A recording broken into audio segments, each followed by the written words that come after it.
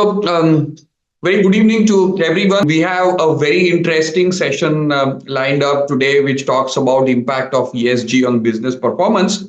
And we also have a bunch of very illustrious panelists with us who are going to run this session. So I will start with a brief introduction of each of the panelists. So with us, we have Dr. Parag Cameron-Rastogi. He's a building scientist with a background in civil engineering and 10 plus years of experience in research, product development, and innovation. His research and professional interests include building decarbonization planning and benchmarking, health and well-being in buildings, IoT devices and IoT-based controls, integrating climate risk analysis into performance evaluation and planning, and the use of machine learning and data science in software and hardware for buildings. He's the director of innovation at GRESB, and he supports the product and customer-facing teams as a subject matter expert on the energy and environmental performance of real estate and infrastructure assets. He also volunteers with several industry bodies to develop standards, best practices, technical guides, and benchmarks. Dr. Rastogi is a PhD from the Swiss Federal Polytechnic of Lausanne, Switzerland. He worked as a researcher at the University of Strathclyde, Glasgow, and Riken Center of Advanced Intelligence Project, Japan. And he's currently a visiting instructor at CEPT University, Ahmedabad. So, Dr. Rastogi, welcome to the panel.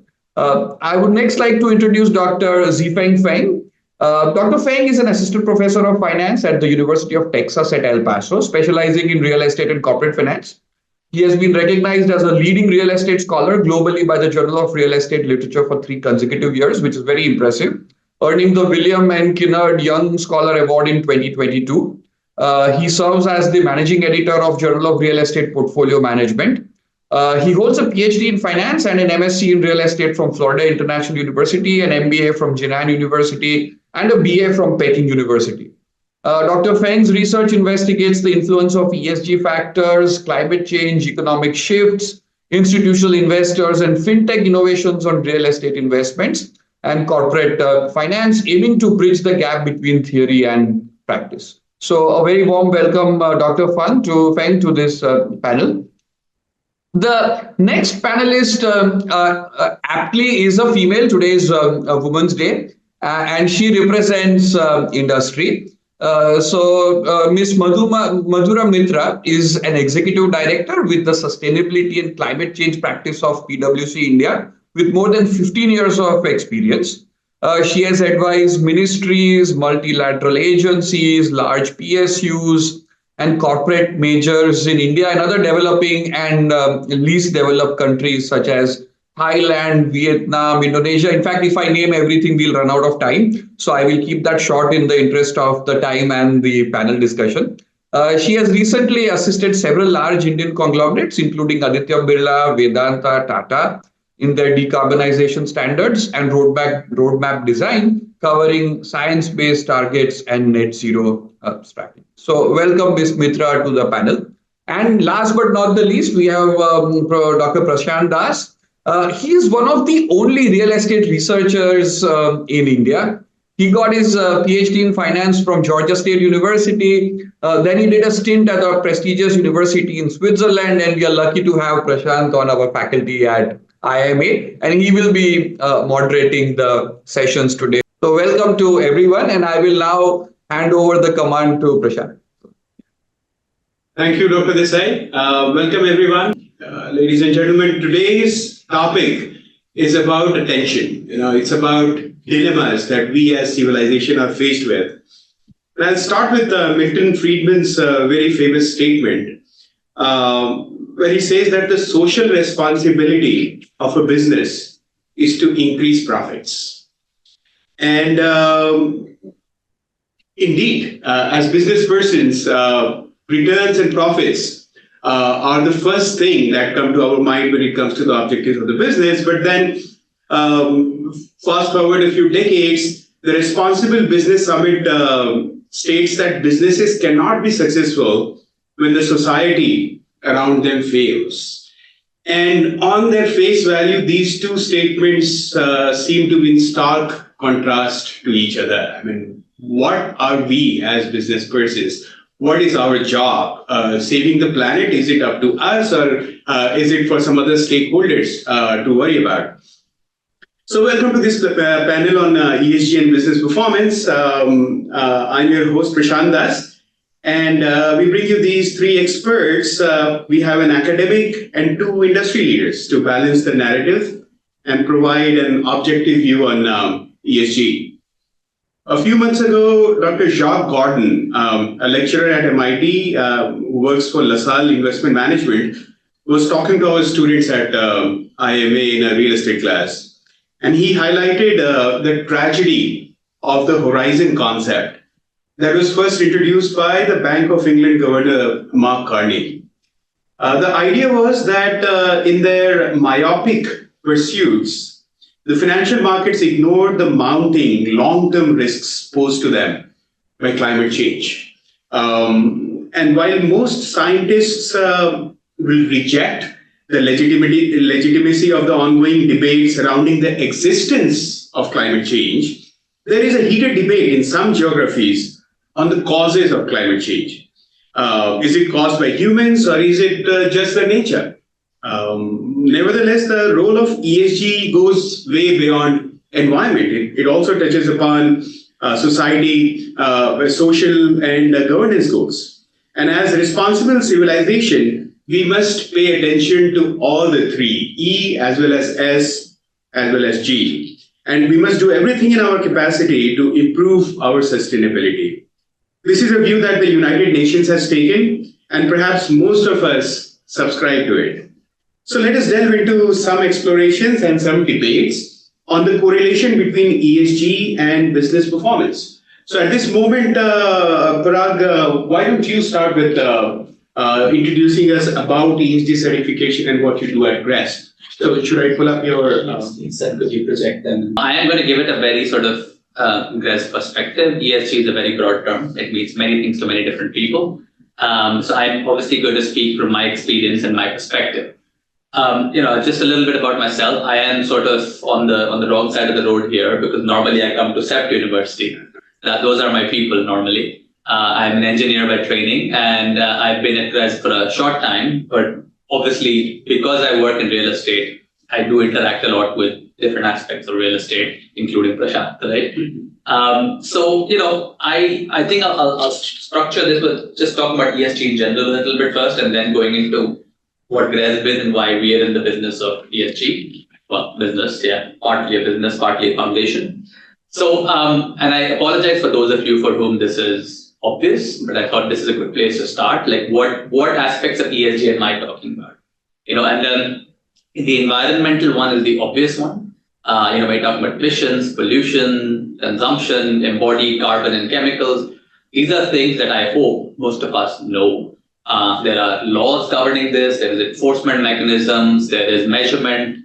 There are carbon markets, for example, as Madhura will tell you later. So these are sort of the measurable aspect, and it relates to, roughly speaking, the planet. Right? But ESG, of course, is about other things as well, as Prashant pointed out. So the social aspect, the people aspect, is about labor practices, both internal and in your supply chain. So you can't have wonderful headquarters and then all your suppliers are terrible employers.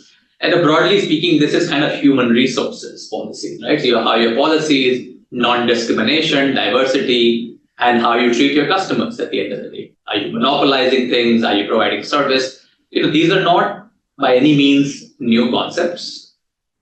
Who has not said that you have to have good labor practices? That's something that we've known for a long time. This is now just an umbrella term to accomplish all those things. And of course, the last is governance. My own work doesn't deal much with corporate governance, but at GRESB and other organizations, we recognize that if you don't have good corporate behavior, the rest of it sort of feels a bit hypocritical, right? You still have to have proper boards, you have to have shareholder rights, and so on, right? And of course, if we start then linking compensation, executive compensation to sustainability, that's the gold standard there. And what is the point? The whole point of ESG to begin with was to quantify material risks.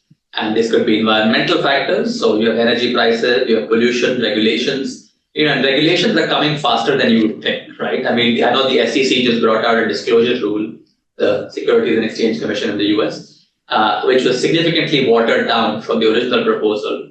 But it's something, right? For the US SEC to bring out a rule on carbon disclosure, given the political climate there, is a big win. India has one, the European Union has one, China has them, so all the major economies of the world do have them. We need look into social factors. Labor dissatisfaction can boil over quite frequently. We've had that happen many times in this country in my lifetime. Of course, fraud and conflict of interest through governance factors. Let's not forget this looming, this train that's coming down the tracks. This goods train that is very heavy and very important, and we're all ignoring it. It's climate change. It's happening. It's extreme weather, or it could just be your baseline climate changing. And as Prashant knows very well from many discussions in Switzerland, this was the subject of my PhD. So I can talk ad nauseum about this, but that's not the point of this conversation. So in this context, ESG is really an umbrella term. It means many different things to many different people. But what we're talking about is forward-looking business practices. Right? You have safe and thriving workplaces. You're building great service relationships, and most importantly, you're building resilience into your organization. Because and sometimes this has been controversial, but ESG has usually been used to measure the resilience of an organization to these external factors. Not necessarily it's, whether the business itself is good for the planet. That's changing, and there are different ways of looking at it now. But business continuation is an important thing that you have to plan for. And, climate change, for example, could be a big threat to business continuation. I myself found that during COVID, where we nearly went out of business in my previous company because the supply chain completely shut down. Because in fairness, we hadn't planned for a once-in-a-century pandemic. I don't know if we should have, but it would be quite expensive to plan for that, right? So GRESB, my new employer, it's the global ESG benchmark for real assets. And notice I didn't say real estate, I said real assets. So because we do infrastructure and real estate, right? So, how do we make the investment industry, play a central role in creating a sustainable world? So efficient allocation of capital for a sustainable world, right? And, we are the people that translate engineering into financial sort of signals, right? That the financial markets can understand and digest and use for decisions, most importantly. So, we have participants who submit the data. We have investors who look at the data and allocate capital. Right? And then, of course, there's a third party, which is the facilitators, your ESG experts who facilitate this process. It's a pretty simple approach. We have this assessment that we do every year. So you can't get a certification 1 year and then hold it for 10 years. We literally need your data every year. So it's a lagging indicator, no doubt, because you collect at the end of the year. But it is an indicator that updates itself every year. And we basically just, you have the participants submit data. They get analytics in turn, and those analytics then go to financial institutions, investors and lenders, and they provide the pressure on participants.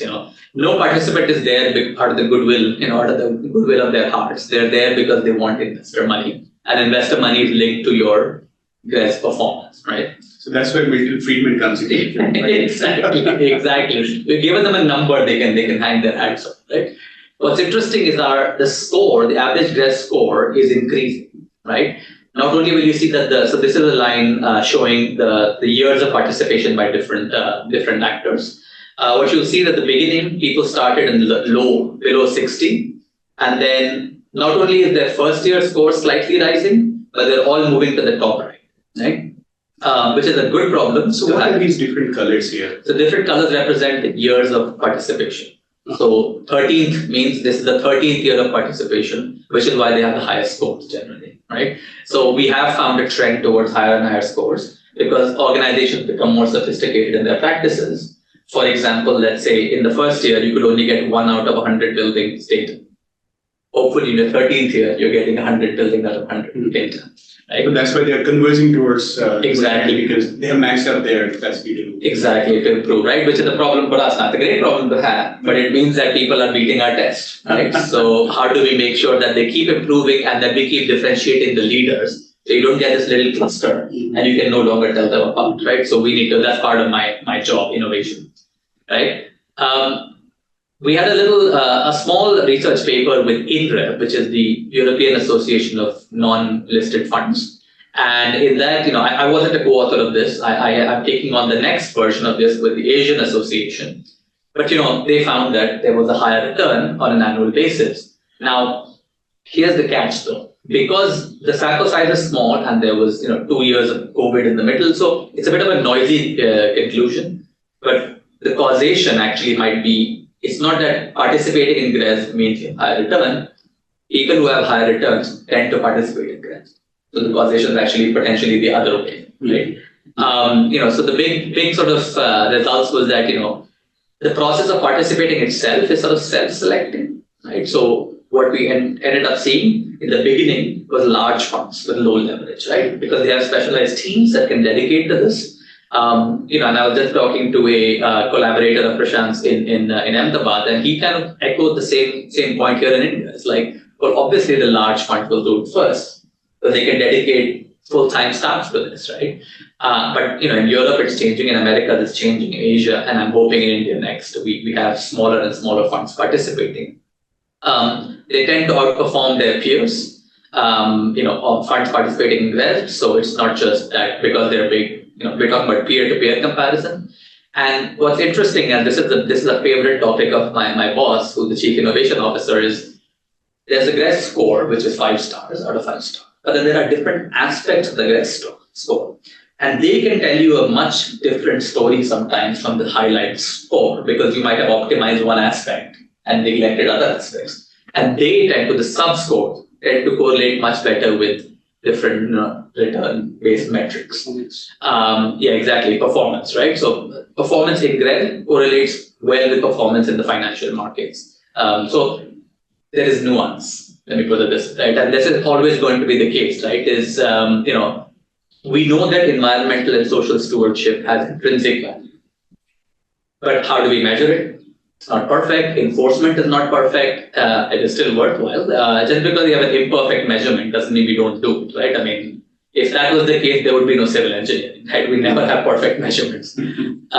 Simplification is inevitable, but that means you lose information. And so it's our challenge to make it, to balance the information loss. And we don't know whether we're measuring the right metrics or the easy ones, right? Greenwashing is definitely a nuisance, but enforcement is improving. And companies are beginning to see that this is a wasted opportunity if you don't do this, right? And let's not forget climate change is here. At least in my professional organizations for engineering and architecture, it is now your duty of care to inform and educate the client about climate change and its impact. It's your professional duty. I would be in breach of my duty if I didn't tell the client. And potentially, that could be part of your fiduciary duty to highlight those risks. So I'll end with this. What GRESB is trying to accelerate is this process where you stop thinking about ESG as compliance and cost. Instead, you embed it in your organization and you eventually have competitive differentiation so you can command higher premiums, higher rents, higher income, better asset values, and those kinds of. So, this is happening in different markets. I will end there. Thanks, Parag. Thank you. We acquainted ourselves with the idea of ESG and what goes into certification of ESG, and also partly what the process of ESG rating is. And ESG rating or ESG goals by themselves in the baseline itself of what pursuing, whether they correlate to financial performance or not is an add-on. That's how I would like to look at it.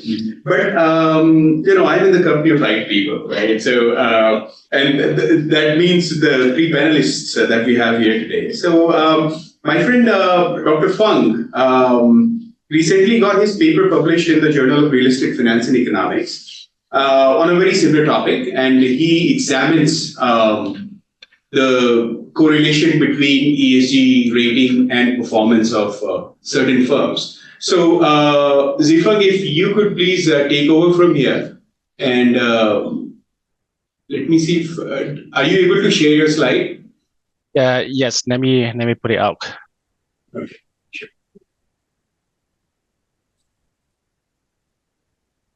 Give me a second. Let me put it out. The slides.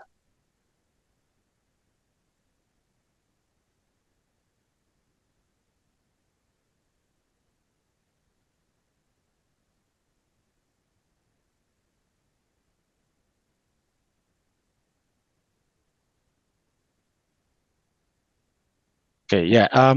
So let me talk about ESG on my sample in the global real estate studies. So what we do is that we get a measure from GRESB, and then we work on doing a study, look at, hey, why do the ESG performance scores have some meaningful impact on real estate investment trust value and risk?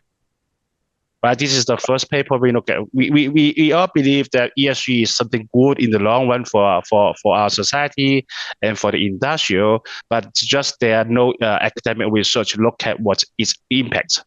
So why we look at this simple topic and why we care about this? First of all, ESG is something new to us compared to many different environmental whatever measures.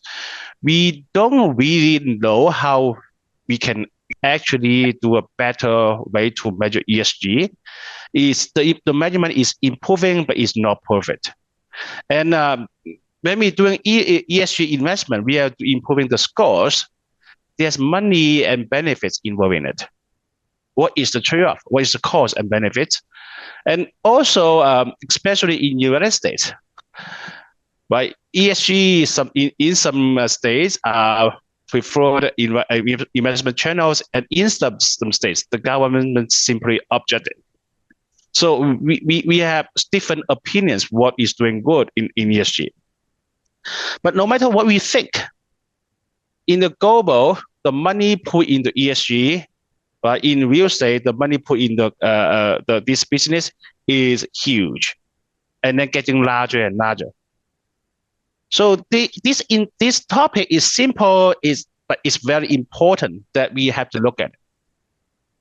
And when we do this analysis, we don't know the result. Actually, we don't know the result. We just see, okay, why the ESG is going to affect fund valuations, risks at this time. So we develop a new hypothesis. ESG might be good, maybe not good for fund value and fund risk.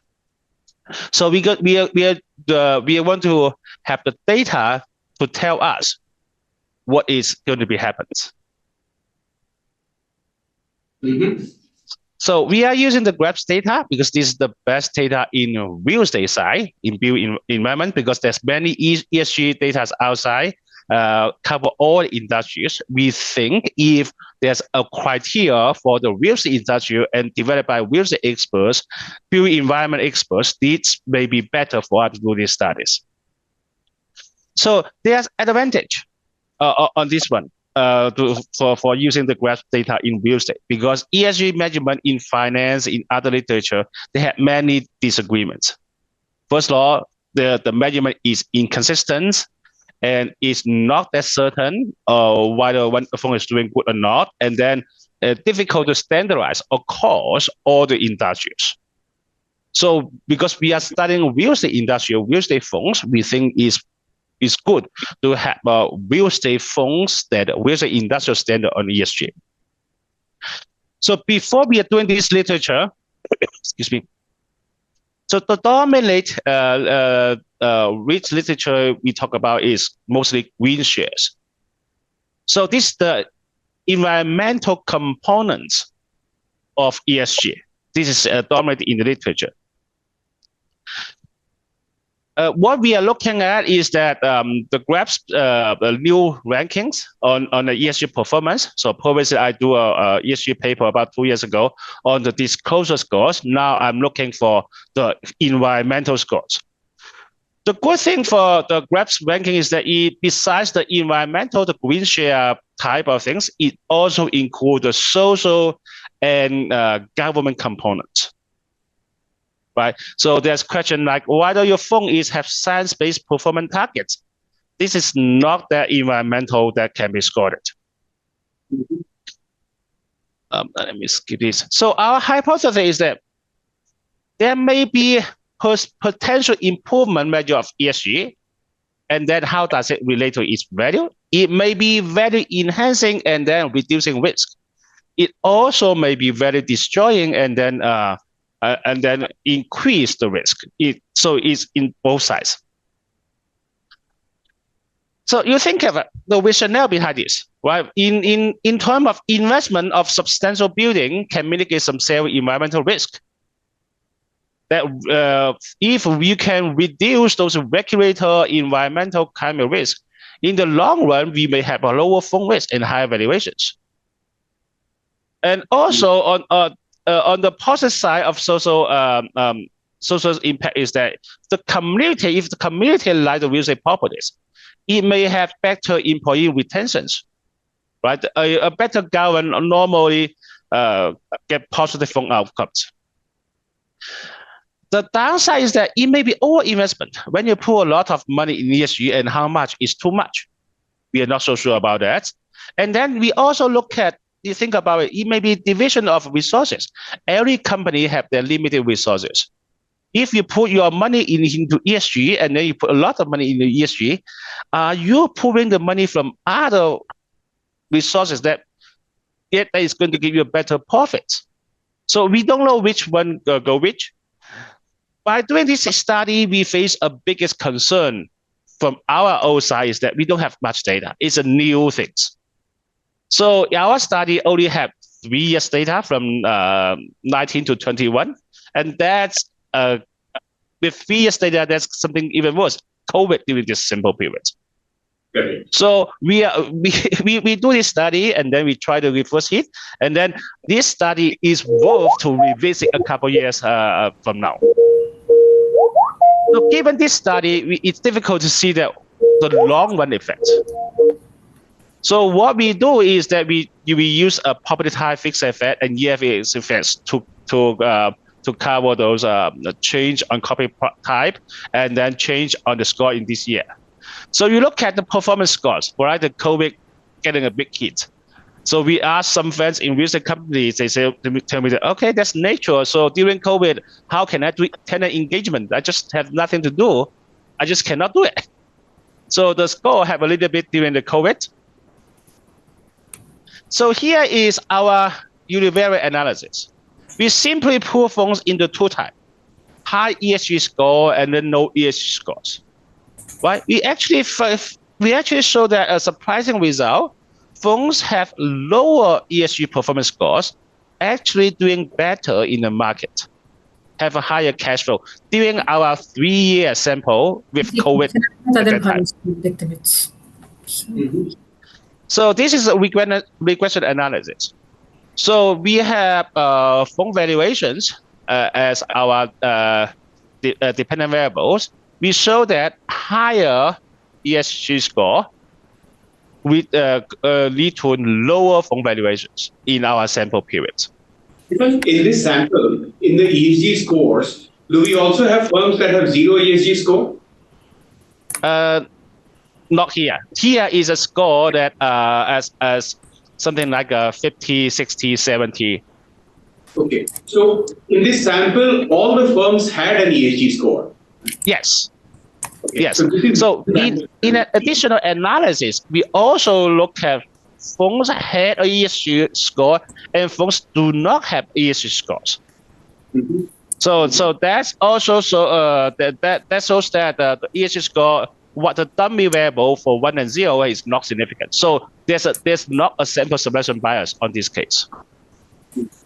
So for the benefit of our non-academic audience, this finding suggests that 1% increase in the ESG score is associated with nearly 0.2% less in firms' Tobin skew, right? So firms with higher ESG score have less growth prospect as such. Okay. Yes. It can interpret with that, but also need to back to the constraints.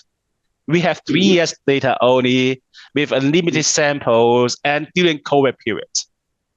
Yeah, and here we are comparing firms with high ESG score with firms with low ESG scores. With this, all the firms that already have ESG scores, it's conditional on that. Yes, conditional on that, yes. What you find here is that maxing up your ESG score is not necessarily beneficial in terms of these dependent variables, correct? You're right. So you may not want to max your ESG score during that sample period. Mhm. The market reaction from investors are not that supportive in this case. Correct. And you do have year fixed effects. So the effect of COVID is already taken care of, but arguably during that period, the overall market behavior itself went better. Yes. It's a year fixed effect. We also taking control of different property type. Correct. Right, because you see the impact for, let's say, hotel properties are very different from the impact for apartment properties. So that has to be taken control of. So besides fund value, we also found that shareholder value is negative. Cash flow is also negative. And then fund risk is actually higher. So higher rates, lower valuations. And what is the measure? Yes. Zifeng? What is the measure of this? Is it historical standard deviation? Yeah, standard deviation of your stock price. Of the stock price, okay. Yeah, stock returns. So our initial conclusion is that, okay, we use the real estate specific ESG data. So we look at the two-side deal hypothesis, why the ESG performance scores impact value. It suggests that in this sample period, ESG for international REITs may be some kind of value destruction and risk enhancement during this financial times. So this is started with 3 years data. We are not something we do not written in this paper because we don't have evidence on that. Is that for anything you do with ESG, it is long run things.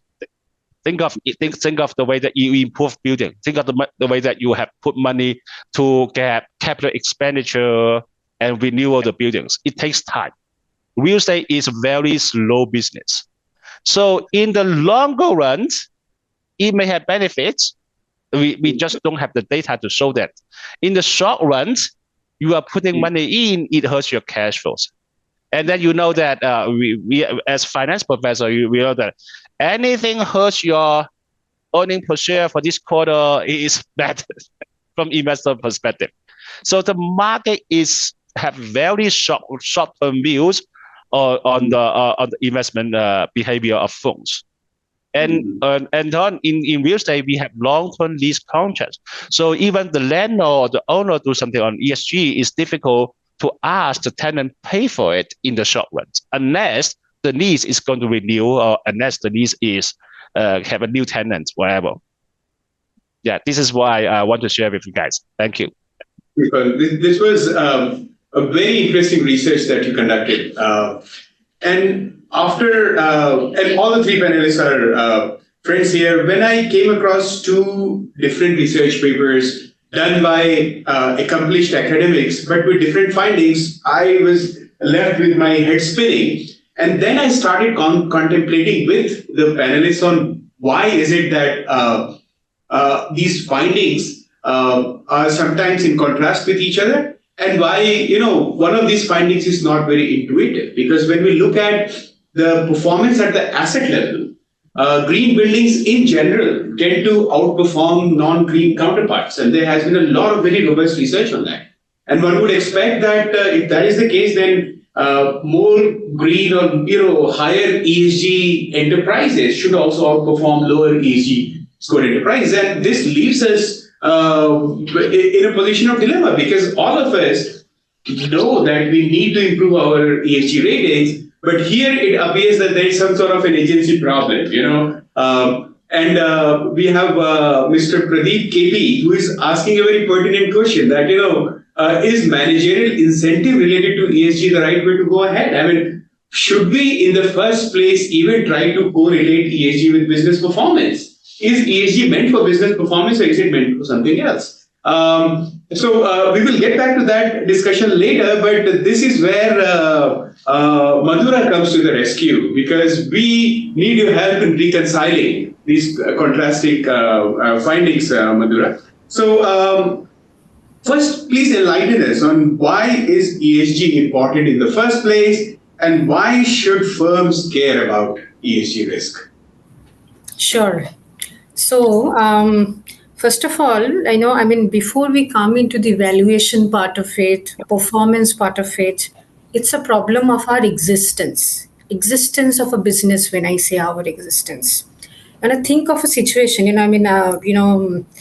Parag, you gave some examples of, climate hazards and all, but think of Kerala. Kerala, was hit by flood, 100-year flood every alternate year nowadays. A 100-year flood, when we define a 100-year flood as 100-year flood, it means it's rare and it's very intense, right? It's rare and intense, very intense and very rare.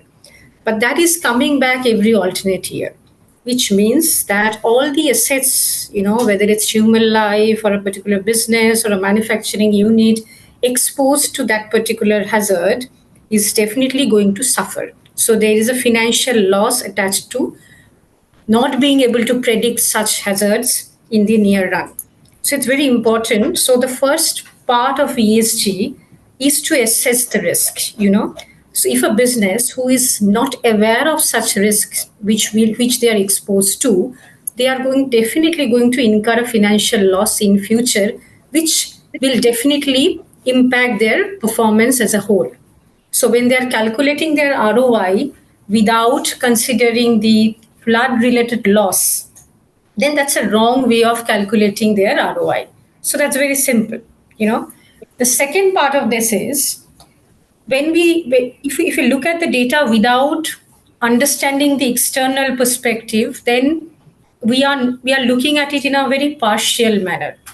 By this I mean, for example, I was working with a Tata Group company, and they were trying to understand that, and they have some pressure from their investor to meet certain targets by 2030, certain emission reduction target. And that is a very aggressive target that they have got from their investor. Now, in order to reach that particular target, they have certain options. One is to, shifting from coal to natural gas, shifting from coal to hydrogen, green hydrogen, or going for a mix of biomass and coal and all.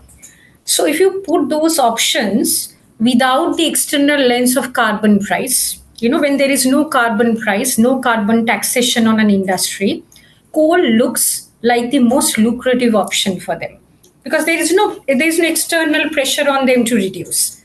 The moment they apply carbon price, think of a situation India is talking about a compliance market mechanism, which will be there by 2026 for sure, if not by 2025. If that happens, and when you put $30, say for example, to start with, per ton of CO2 that they're emitting, then the whole scenario changes. The whole ROI that they're doing, that will change, right? So what we did, we gave them two scenarios. One scenario, coal, hydrogen, and natural gas without any carbon price. Another, coal, hydrogen, natural gas, and with carbon price. And in the first scenario, coal dominates till end of 2040. Okay, but in the second scenario, we get a break even, between coal and hydrogen. Forget about natural gas because that's also an import by 2032. As soon as 2032. So it means the moment you look at it, from an external perspective, when the external environment is ready, then the whole financial performance of a business might actually change. I'll give you another example. That was again from the real estate sector. We have a large real estate sector client from the western part of India, specifically from Mumbai, Pune, that region. And we all know, right? The moment we talk about Mumbai, we say, okay, that's a very flood-prone state and all. Now, interestingly, when we did the climate modeling, not a very fancy model. We used the IPCC, the models that are already existing. And we saw that, by the mid of next decade, that particular site that they have chosen for their project, that will not only be flood prone, that will also be acutely, under water stress. It's not just flood, but also water stress. So now imagine a particular business who is not forcing, water stress as a problem for their site. the very design of the building will be different, which means that the whole business aspect of getting the customers and all will be impacted, because you are not considering one of the very important environmental phenomenon which is going to impact the performance of the building as a whole. So that is why it's very important for any business, if even if they don't do anything else, if they don't even choose not to act, they should assess. Before action comes assessment. So there, and also you may say that, okay, should we go for like how much do we spend? We saw Professor Feng talking about how much should we spend, how much should be our ESG this thing. Don't spend. You just assess first, and there are enough models available. Even if you don't want to spend, use those to assess the emissions profile, assess the risk profile. Then you will be better prepared with your ROI. Your ROI will be more realistic, and once our ROIs are more realistic, then of course our performances will be more, I would say more realistic and better compared to, if we don't do it. The other aspect that I would like to bring in here is the whole way we do the ROIs. We calculate the ROIs, because currently we look at the ROI only from the business return point of view, that business within the premises. But think of a sanitation project. Sanitation is purely environment, right? If you do not consider the avoided cost of people suffering from diarrhea or other waterborne diseases, and the health cost that we incur as an economy because of that, and if you do not consider that as an inflow when you are considering an ROI for a sanitation project, that is not the way to do an ROI. So it's very important that we look at the wider benefits, and we do an extended cost benefit assessment when we try to understand the impacts of ESG. So I'm totally with you on that, Madhura. But we have an elephant in the room here, and it's the sooner we acknowledge it, the better it is for us as an ecosystem to address this climate change problem. The problem is exactly what Dr. Feng's research points out. What is the tenure of a C-suite executive? Maybe 10 years, 20 years? And if the break-even period is longer than that, why should that person, in his or her economic sense, worry about ESG? That is the elephant in the room here. We can talk about our altruistic views on ESG, which all of us acknowledge is the need of the hour, but are the incentives of the managers aligned with a global worldview, where we are there to save the planet because the planet is in trouble? So, where, Madhura, do you think is the push coming from? Because unless, here I feel some degree of unfairness when it comes to the treatment of ESG capex, for that matter, by investors. Other capex is disclosed, and investors price it. Efficient market hypothesis says that long-run prospects will be priced today. So if you have taken a good decision, it will be your stock prices will be priced out. Why isn't that happening with climate investment? Where are we failing? And that brings me to the question of where is the major push for ESG coming from, Madhura? Is it the consumers? Is it the investors, the boardrooms, policymakers, or the C-suite executives? What has been your observation so far? Currently, the major push, based on our experience as a consulting firm, that is coming from both the investors and the customers. Why I'll say customers? I'll first explain customers part, because the end push is coming from a regulation. For example, we have a very important export profile as India in terms of our iron and steel products, and also chemical products, aluminium products. Now there is a new regulation around cross-border adjustment mechanism, right? And that says that if we have to export our products, to the European countries, then a particular carbon fee will be levied on our products. So all the importers, and that will be reflected on the landed cost. It's not really on us, but our problem is that we are going to lose those export markets where such adjustment will be levied based on carbon emissions, and we are competing with countries like, say, Vietnam in other Southeast Asian markets. And I was just looking at the emissions intensity of steel, crude steel produced by India compared to Vietnam, compared to Philippines. Surprisingly, we are at least 10 times more than them at the list, more than the emissions intensity of a Vietnam produced steel, or a Philippines produced steel, which means that we are going to lose out, in terms of our European market, if we do not reduce our emissions. And Vietnam and all, if they have the manufacturing capacity, they will capture the market. So this is a push coming from the importers, coming from the customers, because they have a regulation to meet there in other countries. So that's one of them. So I mean, it's and the time horizon is again 2026.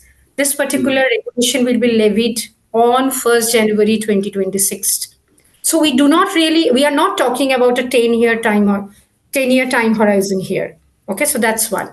Second, investors, because in many cases, as we know, that for example, in UK, there TCFD, task force on climate related financial disclosure is a mandatory requirement.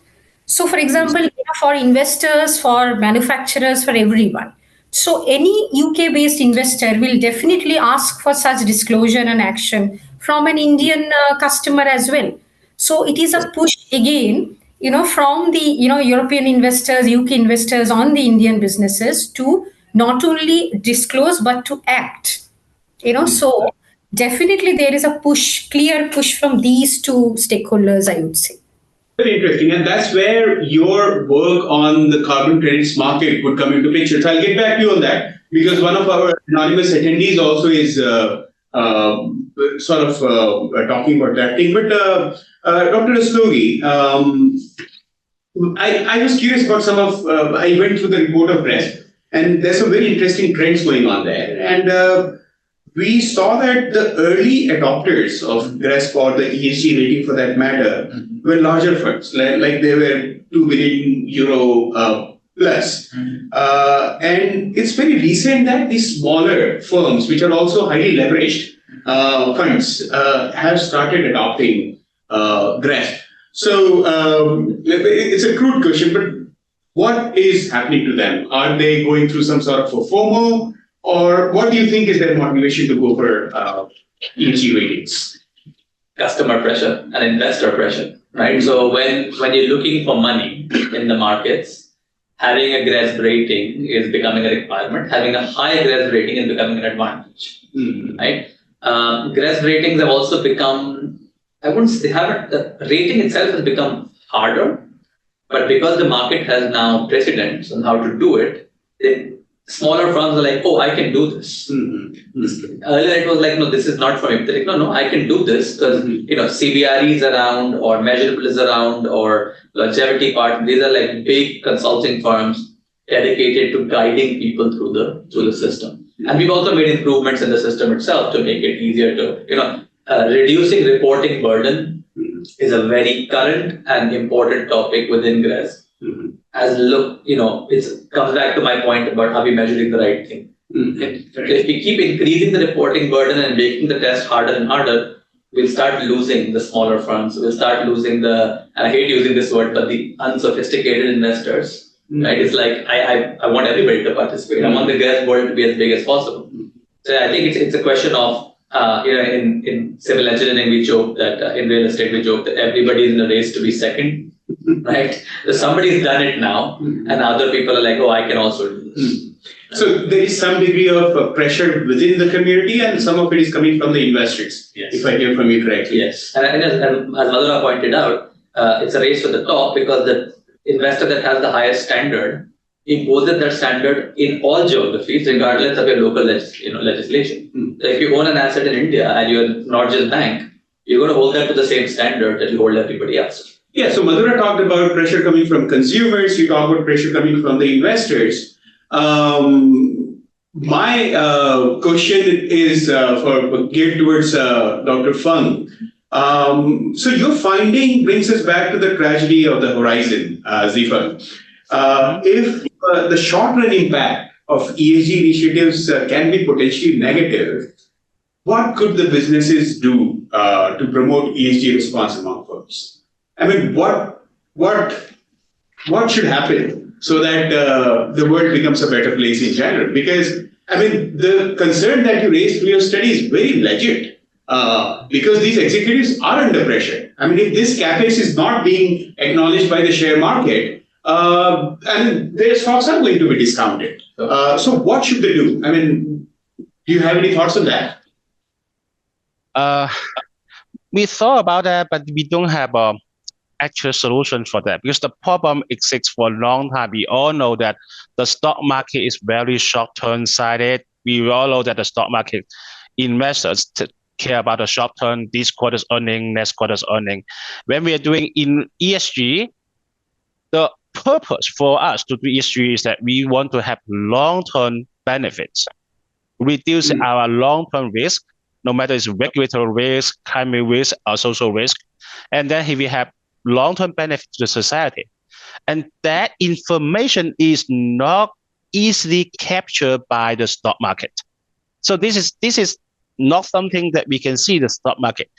Now, another to think about it is that if we do something good for the society, and this is not reflect on the stock market price, it can be reflected on other places.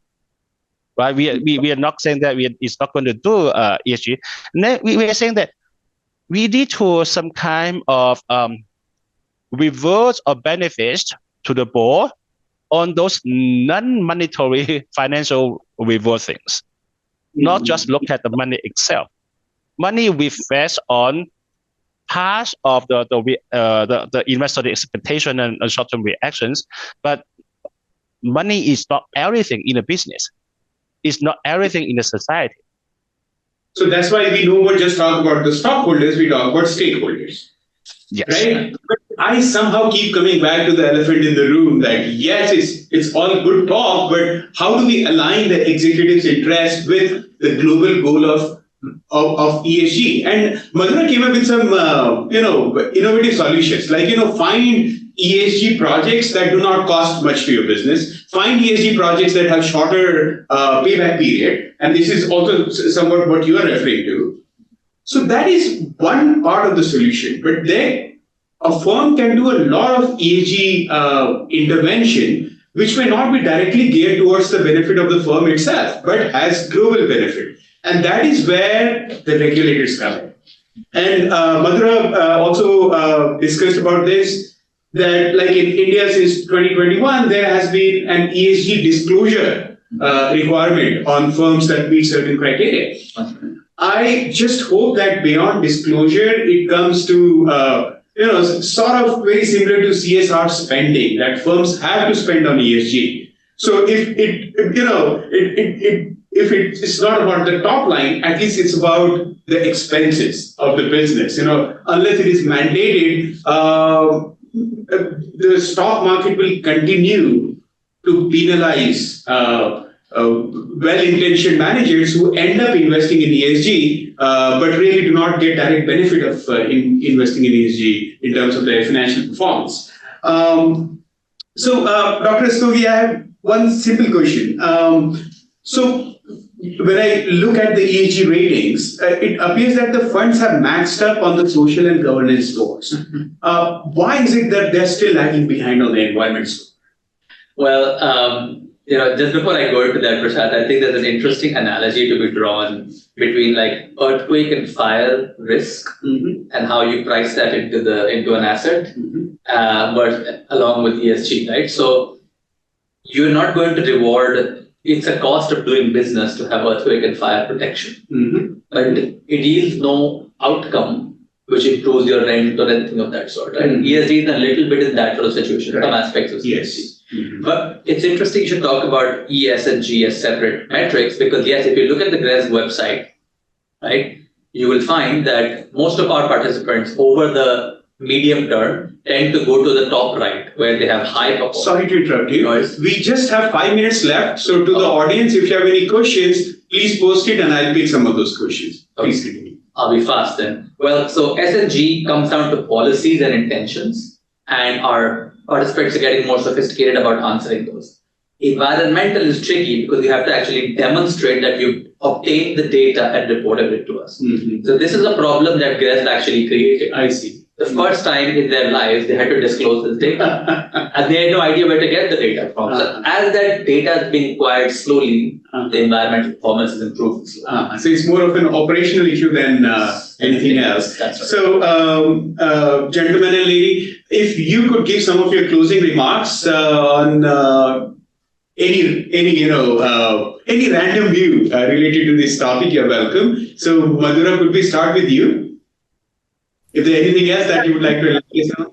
So I'm very, only thing I can tell you that we are looking at a very, not a very long time horizon. We are looking, whatever we have to do, we don't have much time. We have to act now. This is the time to act. If we don't act now, our future looks very grave. So let's act on ESG. That's how I would like to kind of try to conclude. Let's not worry about the initial dip in our financial performance, because over the next 5 to 10 years, we will be able to recover only if we are on a sustainable path. If we don't, then it will be a very short-term, a short-term glory for us, which will kind of not stand the test of time. Yeah. We have a question from audience from you, Madhura. It's a trick question. Based on your experience, how much percent of capex is okay in ESG? Oh, so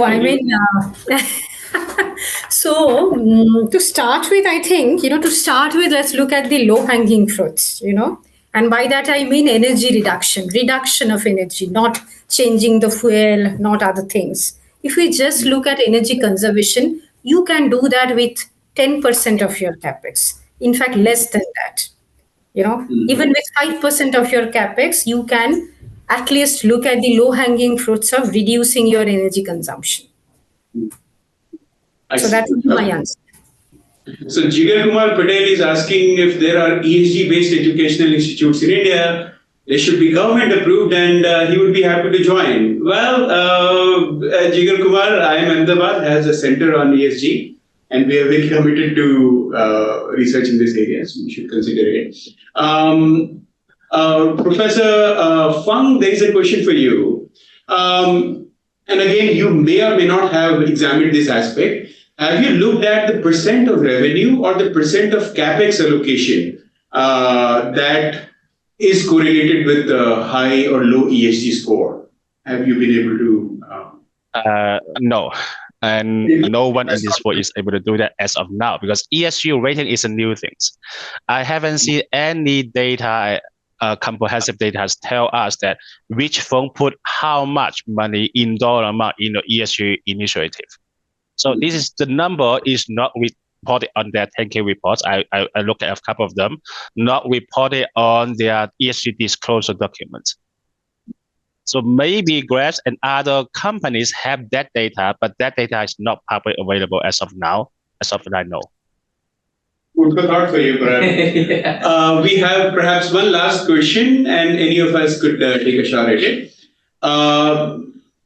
What do you think about the role of insurers? Could a nudge, ESG nudge from insurers could help with the implementation? Madhura, I think we had a discussion on this yesterday. Would you like to answer this question? Yes, insurance is at a very nascent stage, unfortunately. We do have something called crop insurance, but that also is not really meant for climate-related impacts on crop and all. So insurance should play a very important role, for people to invest, in the space of ESG. But at this point in time, we are not there, we are not there in terms of maturity of insurance market to cover the risk of ESG investments. That's how I look at it. The point is well taken, Madhura, because yesterday also you pointed this out, that a lot of ESG intervention today is simply to protect us from the counterfactual. If we do not invest in ESG, our assets could be in trouble. and then the insurance cost could go up. So if, it's similar to car insurance in the US. If you're a responsible driver, you end up paying less in insurance premium, right? So yes, Amit, it's an innovative idea, I would say. Very innovative. But first of all, why we are investing in ESG, if you ask me, to answer in one sentence, we are trying to exist. We are trying to exist. All other things can remain as it is if we can exist. So that is why we should invest in ESG. I am very passionate about the subject. You may laugh, but that is where we should start, our discussion, that we need to exist. Correct. So, Dr. Rastogi, do you have any ending notes? Yeah, I think I'll sort of echo what Madhura said here, right? Is climate change, when I was in university, we were taught as a future problem. By the time I finished my education, it was a present problem, right? When I was presenting my thesis, you were there, right, in the defense, and I was showing that during the course of my thesis, my most extreme predictions for temperature in Geneva came true. Had already happened, right? So I had to change my algorithm to be less conservative. I was like, this is just, So it's an existential problem, as Madhura points out. If you care about the existence of humanity, but also your business, because there's no business without humanity existing. Absolutely. You have to think about ESG factors. GRESB is one way of measuring it. We think they're a good way of measuring it, right? But we're by no means the only way. And in an ideal world, you would improve your asset and your GRESB score would climb alongside instead of working to the test, right? This is an out of syllabus question sometimes also, right? So I think that would be my thought. Yeah, at some point it could become like Energy Star, that you're competing with your peers in being in the top quartile or something. Yeah, and it just reflects good performance rather than being an end in itself. The GRESB score is not an end; it's a reflection of good performance. Ladies and gentlemen, it looks like we just started talking and we should have spent another couple of hours on this, but it's time now. And it's dinner time in India, and for Dr. Feng, it's perhaps office time. So thank you very much for all your interesting questions. Thank you, the panelists. Thank you, everyone. Thank you. Take care. Thank you. All right. Thank you.